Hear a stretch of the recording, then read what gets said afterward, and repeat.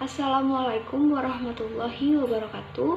Kami dari kelompok 3 akan mempresentasikan hasil kerja kelompok kami mengenai sel eukariotik. Anggota dari kelompok kami ada Aska Alvina Syafa, Dania Putri Vidianingrum, Erlina Ferdiana, Fitria Novi Ismawardani, lalu saya Iis Nur Hasanah, lalu ada Intan Dewayani Kusumaningtyas, lalu ada Laila Puspita, lalu Prisma Satria Firdaus, Franisa Nurfaza, Yahya Dwi Solihah, dan Yuyun Rahayu.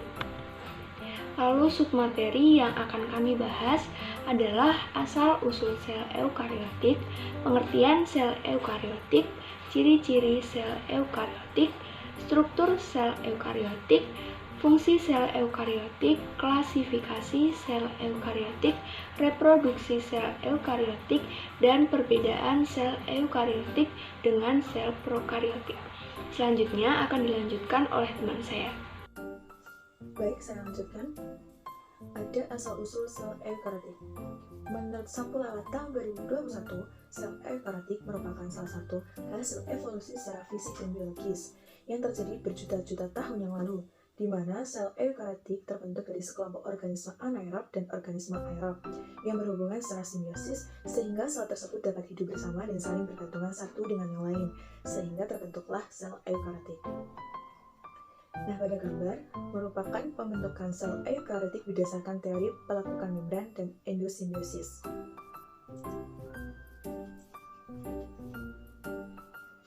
Teori endosimbiosis sendiri merupakan teori yang menjelaskan asal-usul prokariotik dan eukariotik, yaitu sel-sel bakteri yang lebih besar akan menelan sel bakteri yang lebih kecil.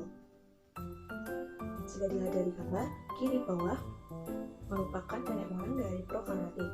Pada awalnya, sel prokariotik purba memiliki komponen membran sel atau membran plasma, materi genetik berupa DNA dan sitoplasma. Lanjut, sejalan dengan beriringnya waktu berdasarkan teori pelekukan membran terdapat pada suatu sel mengalami pelekukan. Nah, pelekukan-pelekukan ini masuk ke dalam daerah plasma. Setelah mengalami proses evolusi, mulai membentuk beberapa organel-organel yang disebut sebagai sistem endomembran, seperti retikulum endoplasma, dan membentuk beberapa membran inti yang akhirnya meliputi daerah informasi genetik atau DNA.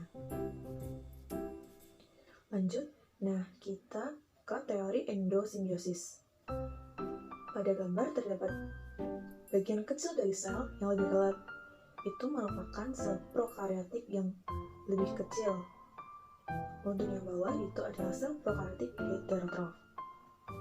Sel prokariotik heterotrof kecil dimakan oleh sel prokariotik yang lain yang lebih besar, di mana sel prokariotik yang kecil dipercaya oleh ilmuwan sebagai mitokondria dan akhirnya membentuk proses simbiosis, yaitu sel prokariotik yang lebih kecil berubah dalam bentuk organel mitokondria. Organel mitokondria tadi dianggap dapat menguntungkan sel prokariotik yang besar, karena mitokondria tadi mampu menghasilkan energi yang akan diubah oleh sel prokariotik yang besar.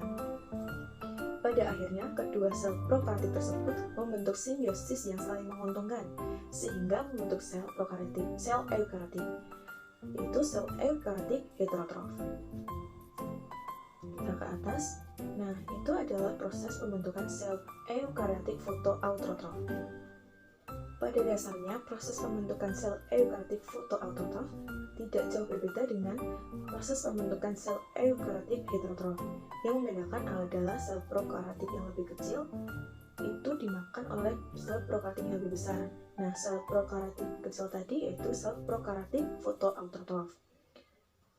Sel prokariotik fotoautotrof sendiri adalah sel yang dapat menghasilkan makanan sendiri. Jadi kuncinya hasil dari sel eukariotik fotoautotrof adalah sel prokariotik fotoautotrof yang ada di dalamnya. Kalau sel eukariotik heterotrof, itu sel prokariotik yang ada di dalamnya itu adalah sel prokariotik heterotrof. Slide selanjutnya akan dilanjutkan oleh teman saya, Intan. Silahkan. Selanjutnya yaitu pengertian sel eukariotik. Sel merupakan unit terkecil yang menjadi dasar kehidupan.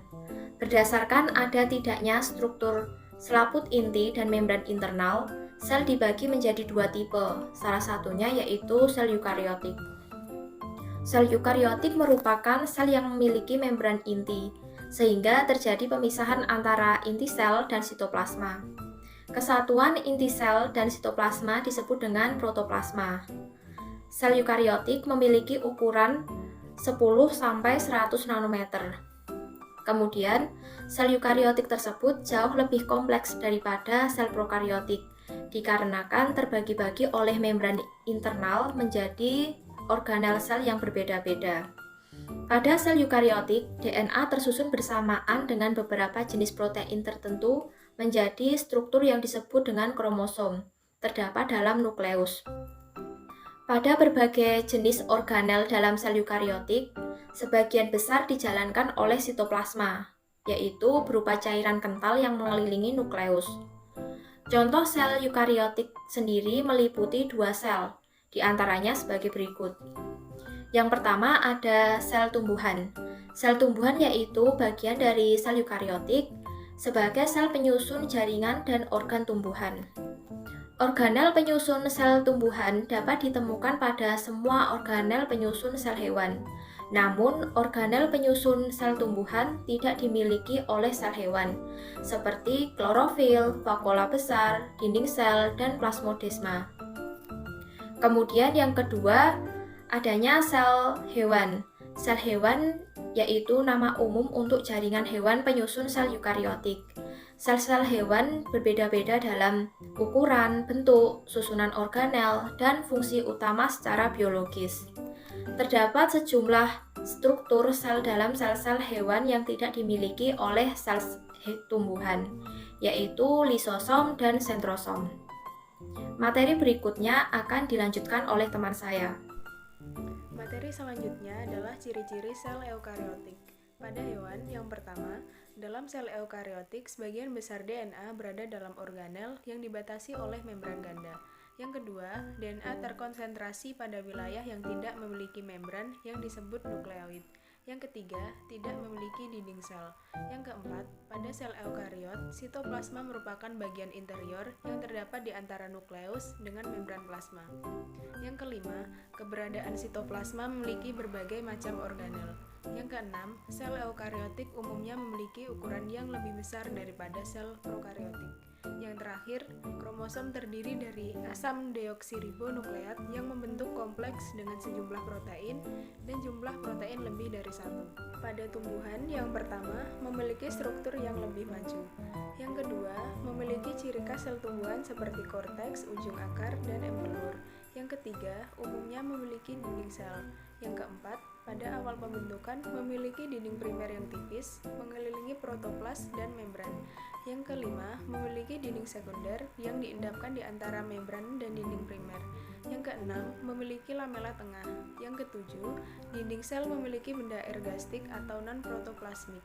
Yang terakhir, fungsi dinding sel adalah melindungi isi sel, memperkuat sel, membentuk sel, dan menentukan ciri sel. Selanjutnya akan dijelaskan oleh rekan saya. Materi selanjutnya akan saya sampaikan tentang struktur sel tumbuhan. Struktur sel tumbuhan terbagi menjadi beberapa bagian. Yang pertama adalah dinding sel. Dinding sel memiliki struktur yaitu tembok sel di luar membran plasma dan membatasi antara ruang bagian sel untuk membesar. Selain itu, ciri khas yang dimiliki oleh tumbuhan, jamur, bakteri, dan alga memiliki fungsi agar sel tidak mampu bergerak dan berkembang biak secara bebas untuk melanjutkan keberlangsungan hidupnya. Yang kedua adalah membran sel atau membran plasma, di mana sel eukariotik memiliki membran yang merupakan sebuah lapisan tipis yang memiliki ketebalan sekitar 8 nanometer, di mana membran ini memiliki tugas yaitu sebagai pembatas isi dan sekitarnya.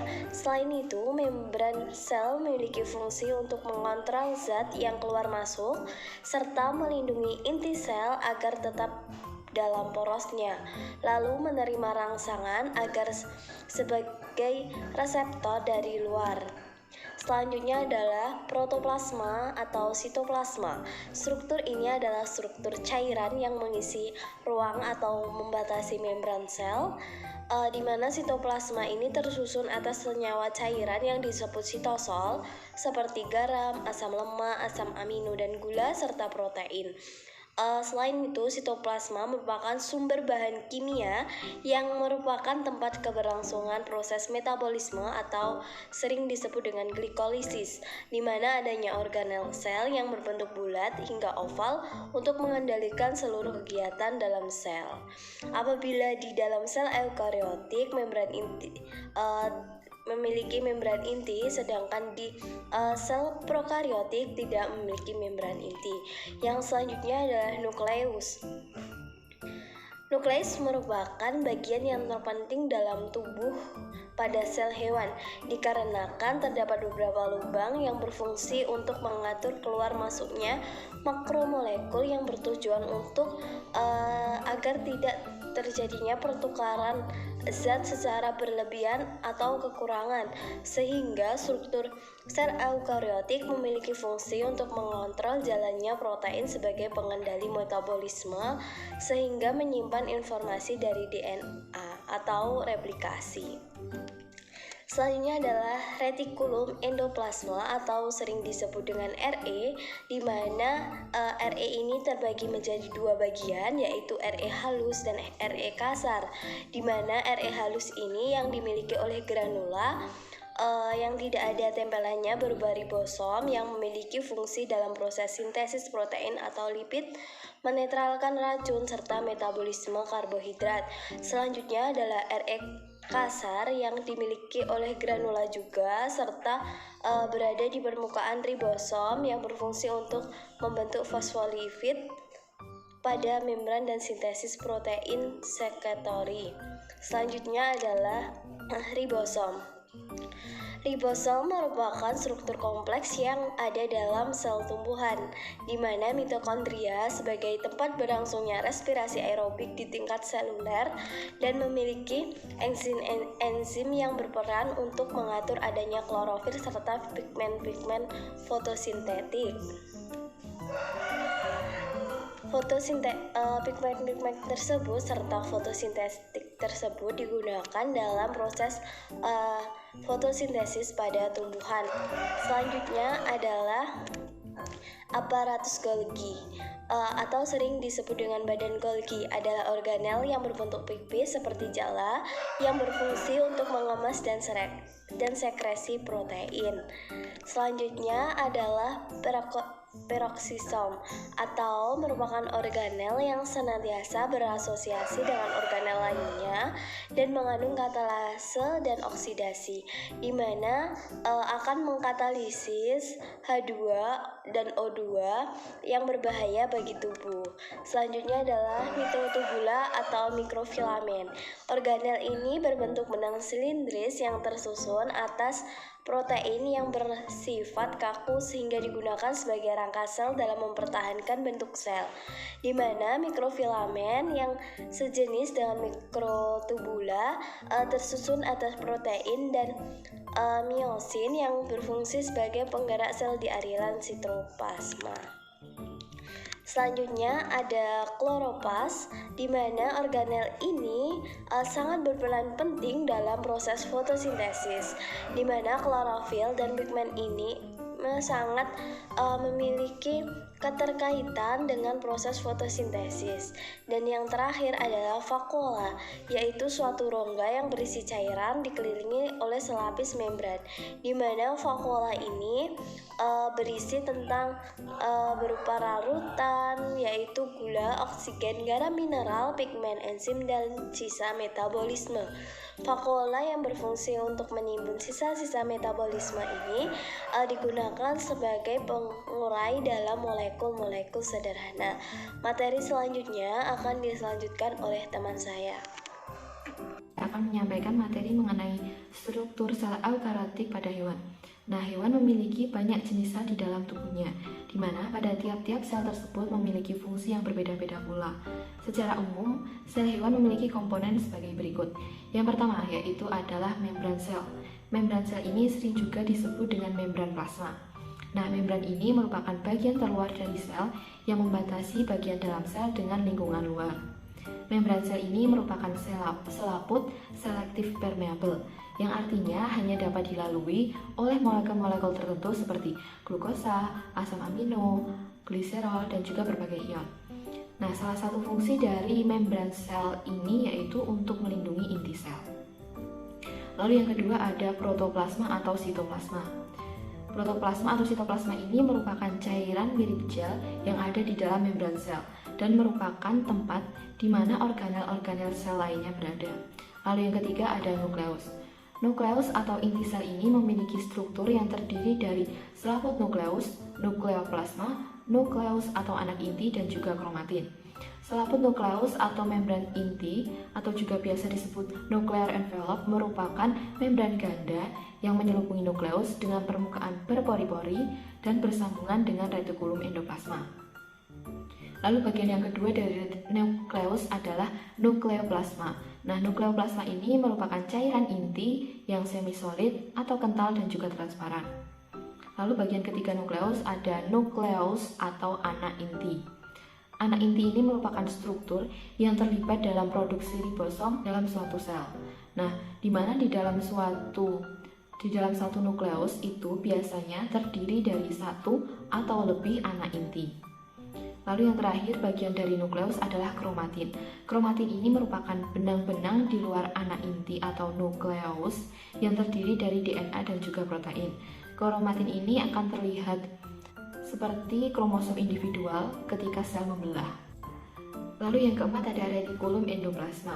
Nah, retikulum endoplasma atau yang biasa disebut dengan RE ini memiliki struktur yang berbentuk jejaring kantong dan tabung bermembran. RE merupakan saluran penghubung antara nukleus dengan bagian dari luar sel. Terdapat dua jenis dari retikulum endoplasma yaitu RE kasar dan juga RE halus. RE kasar ini permukaannya diselubungi oleh ribosom yang tampak berbintik-bintik sehingga dinamakan RE kasar, di mana ribosom adalah tempat sintesis protein yang akan ditampung oleh retikulum endoplasma kasar dalam rongga retikulum endoplasma.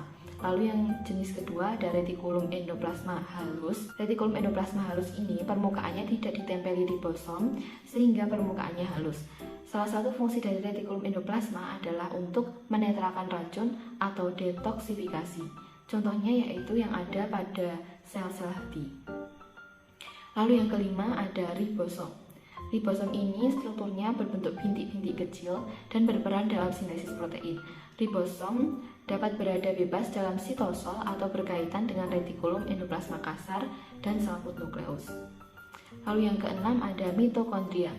Mitokondria ini merupakan organel tempat respirasi seluler terjadi dan sebagian besar ATP dihasilkan. ATP atau yang biasa disebut adenosin trifosfat merupakan energi bagi sel. Nah, karena itu dapat dikatakan bahwa mitokondria adalah organel penghasil energi bagi sel. Lalu yang ketujuh ada aparatus Golgi. Aparatus Golgi ini strukturnya berbentuk seperti tumpukan kantong pipih yang bermembran. Antara aparatus Golgi dengan retikulum endoplasma itu memiliki hubungan yang erat mengenai sekresi protein sel, di mana retikulum endoplasma akan menampung dan menyalurkan protein ke aparatus Golgi.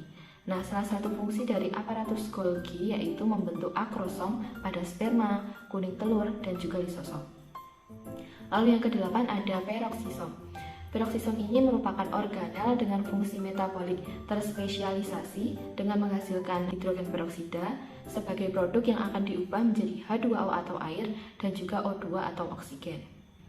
Lalu yang kesembilan ada mikrotubula atau mikrofilamen, di mana dalam sel hewan ini mikrotubula atau mikrofilamen ini termasuk ke dalam bagian sitoskeleton. Nah, sitoskeleton itu sendiri terbuat dari protein yang berguna untuk memperkuat bentuk sel dan juga pergerakan sel. Sitoskeleton ini terdiri dari mikrofilamen, filamen intermediat, dan juga mikrotubulus. Lalu yang ke-10 ada lisosom. Lisosom ini merupakan organel yang berbentuk agak bulat dan dibatasi oleh membran tunggal yang memiliki enzim-enzim hidrolitik. Salah satu fungsi dari lisosom ini sendiri yaitu untuk menguraikan zat yang diingesti atau ditelan oleh sel. Lalu yang ke-11 ada vakula. Vakula di dalam sel hewan ini sendiri yaitu berupa vesicle secretory, di mana vesicle secretory ini merupakan vesicle terbesar yang terdapat pada sisi yang berhadapan dengan membran plasma. Vesicle ini berperan dalam membawa protein yang sudah diproses di dalam lumen sakulus. Lalu ada sentriosom. Sentriosom ini sendiri merupakan organel sel yang berperan aktif dalam pembelahan sel dan hanya terdapat pada sel hewan. Jika dibelah, sentrosom ini awalnya berasal dari sepasang sentriol. Lalu yang terakhir ada cilium atau sila. Cilium atau sila ini merupakan organel yang membantu pergerakan sel yang memiliki diameter kira-kira 0,25 mikrometer dan juga panjang kira-kira 2-20 mikrometer. Halo, materi selanjutnya adalah fungsi sel eukariotik yang akan disampaikan oleh saya sendiri, yakni Erlina Ferdiana dengan NIM K4521034. Jadi, fungsi dari sel eukariotik adalah yang pertama ada membran plasma. Membran plasma sendiri terdiri dari membran sel yang berfungsi sebagai pelindung sel, mengendalikan proses pertukaran zat keluar dan ke dalam sel, dan yang ketiga tempat terjadinya reaksi kimia. Kemudian yang kedua terdapat dinding sel. Dinding sel hanya dimiliki oleh tumbuhan yang berfungsi sebagai pelindung organel-organel di dalamnya, kemudian mempertahankan bentuk sel, serta mencegah absorpsi air secara berlebihan. Kemudian fungsi sel eukariotik yang kedua adalah nukleus atau biasa disebut dengan inti sel, yang berfungsi sebagai pusat pengatur seluruh kegiatan sel, mengendalikan proses metabolisme tubuh, kemudian tempat tersimpannya materi genetik dalam bentuk DNA atau RNA, dan yang terakhir adalah sebagai tempat terjadinya replikasi dan transkripsi DNA.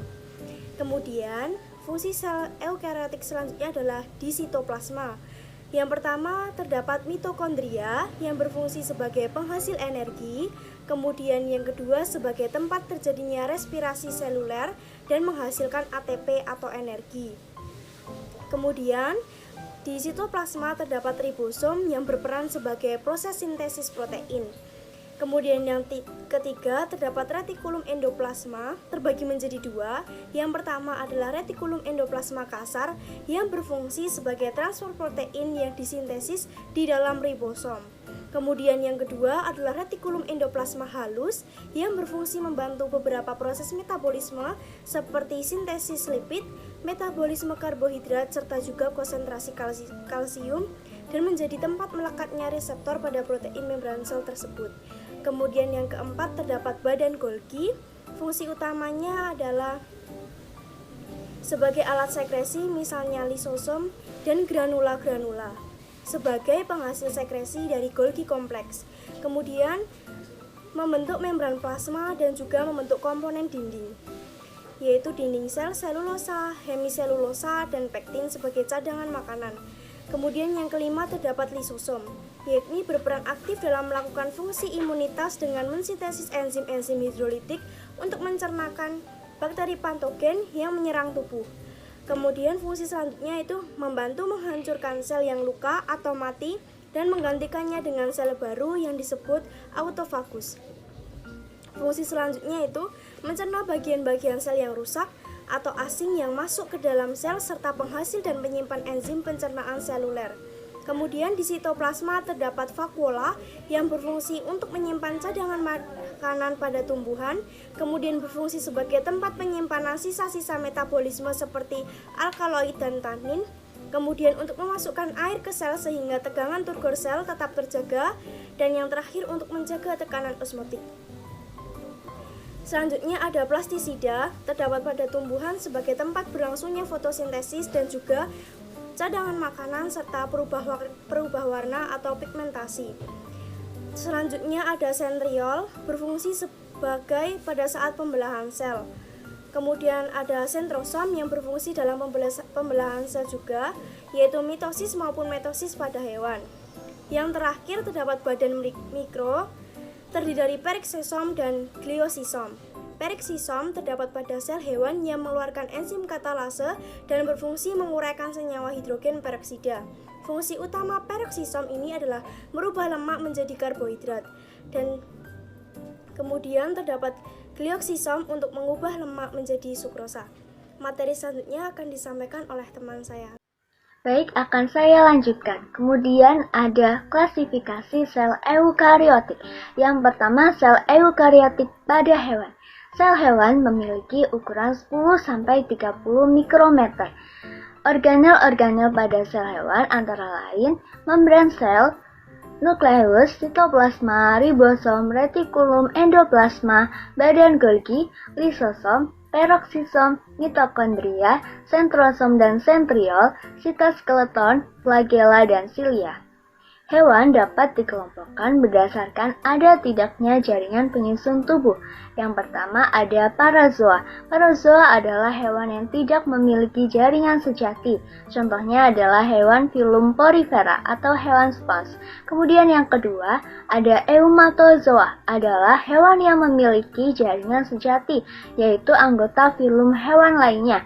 Misalnya Cnidaria, Strenopora, Platyhelminthes, Nematoda, Annelida, Mollusca, dan lainnya. Kemudian yang kedua, ada hewan juga dapat dikelompokkan berdasarkan ada tidaknya tulang belakang.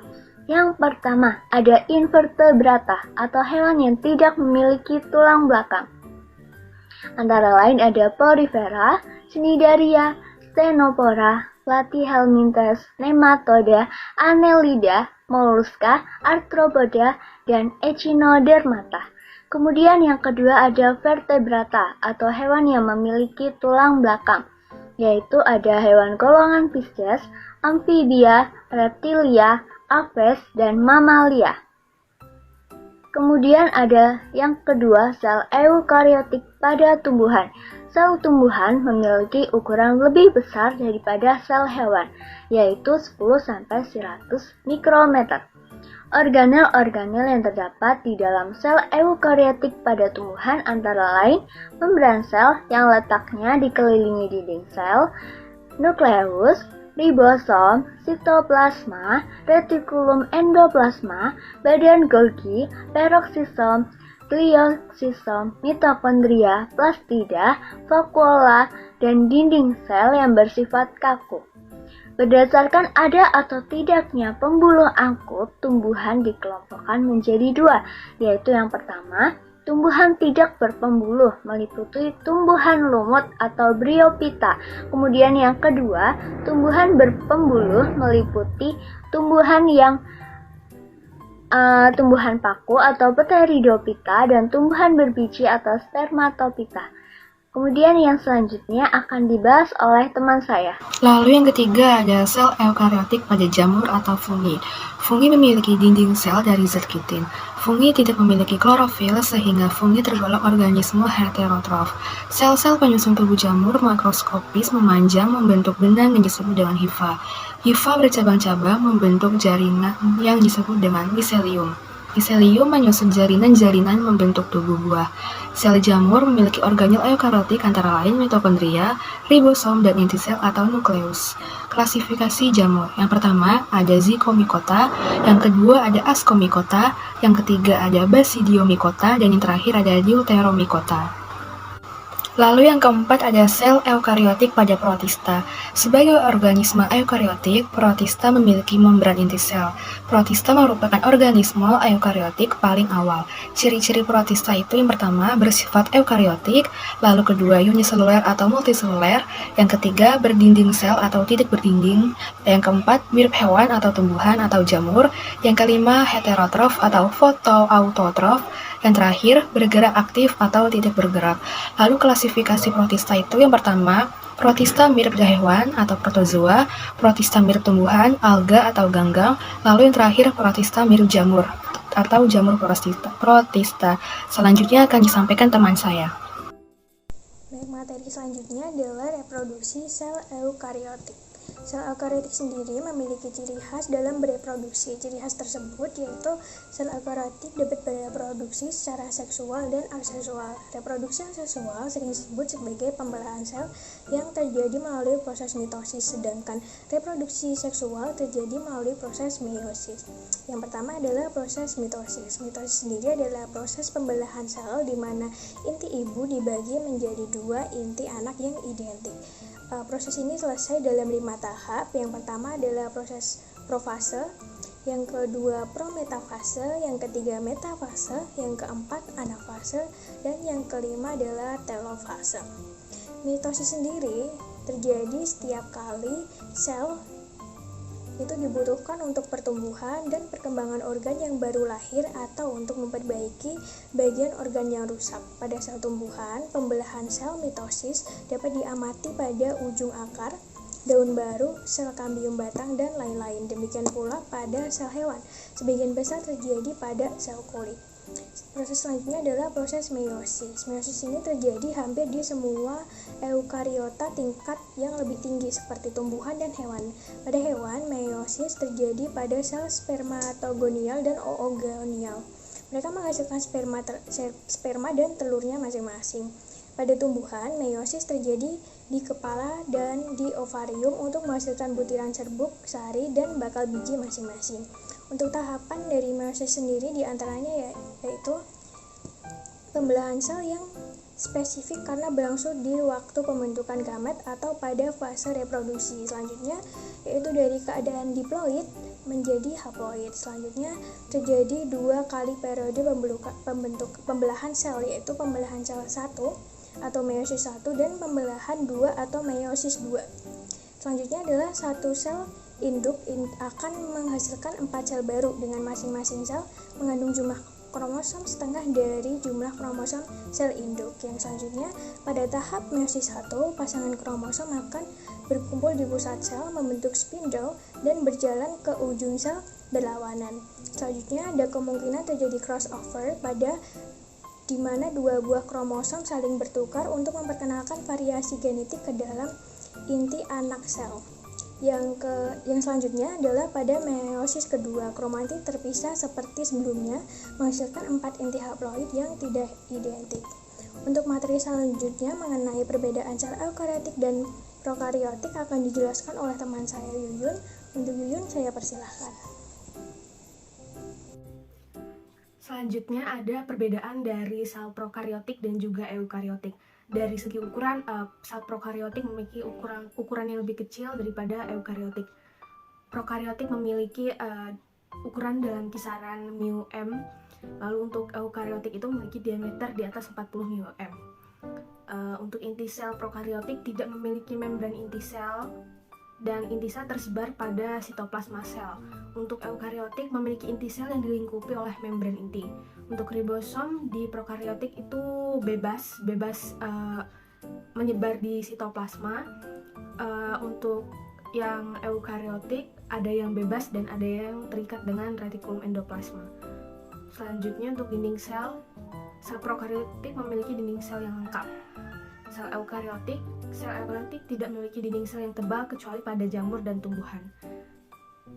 Untuk perbedaan gennya, prokariotik tidak terdapat intron, sedangkan eukariotik terdapat intron. Selanjutnya, perbedaan organelnya. Tidak ada organel yang terikat membran pada prokariotik, sedangkan eukariotik organel terikat membran dengan fungsi yang jelas. Selanjutnya, prokariotik tidak memiliki mitokondria, badan Golgi, dan retikulum endoplasma, sedangkan eukariotik memiliki 3 organel tersebut. Selanjutnya, dari perbedaan transkrip dan translasi, prokariotik terjadi bersamaan. Untuk eukariotik, transkrip terjadi di nukleus atau pada inti, dan translasi terjadi di sitosol. Selanjutnya, perbedaan pada nutrisi. Prokariotik secara absorpsi, sedangkan eukariotik absorpsi, endositosis, dan fotosintesis. Selanjutnya, perbedaan di letak di kingdomnya. Prokariotik itu hanya terdapat pada kingdom Archaebacteria dan Eubacteria, sedangkan eukariotik itu terdapat pada kingdom Protista, fungi, plantae, dan animalia. Untuk perbedaan pembelahan itu prokariotik secara mitosis, sedangkan eukariotik mitosis. Untuk perbedaan bahan genetik, terdapat DNA sekuler dalam sitosol di sel prokariotik, sedangkan di eukariotik DNA dalam bentuk kromosom ada di dalam nukleus. Terakhir, perbedaan pada replikasi. Di sel prokariotik replikasinya tunggal, sedangkan eukariotik itu replikasinya banyak. Selanjutnya akan dilanjutkan oleh Iis. Selanjutnya ada kesimpulan. Sel adalah satuan fungsional struktur terkecil dari makhluk hidup. Berdasarkan keberadaan membran intinya, sel makhluk hidup dibedakan menjadi dua, yaitu ada sel prokariotik dan sel eukariotik. Untuk sel prokariotik, yaitu sel yang intinya belum memiliki membran inti. Contohnya seperti bakteri dan alga biru. Sedangkan untuk sel eukariotik merupakan sel yang sudah memiliki membran inti dalam inti selnya. Umumnya dimiliki oleh makhluk hidup tingkat tinggi seperti hewan dan tumbuhan. Di dalam sel terdapat bagian-bagian, yaitu membran sel atau membran plasma, inti sel atau nukleus, dan sitoplasma. Di dalam sitoplasma sendiri terdapat organel, contohnya seperti mitokondria, ribosom, lisosom, badan Golgi, vakuola, peroksisom, plastida, dan sentriol yang mendukung proses metabolisme sel. Selanjutnya, ini adalah daftar pustaka yang digunakan untuk menyusun materi kali ini. Sekian presentasi dari kami. Semoga bermanfaat. Terima kasih atas perhatiannya. Sekian, terima kasih. Wassalamualaikum warahmatullahi wabarakatuh.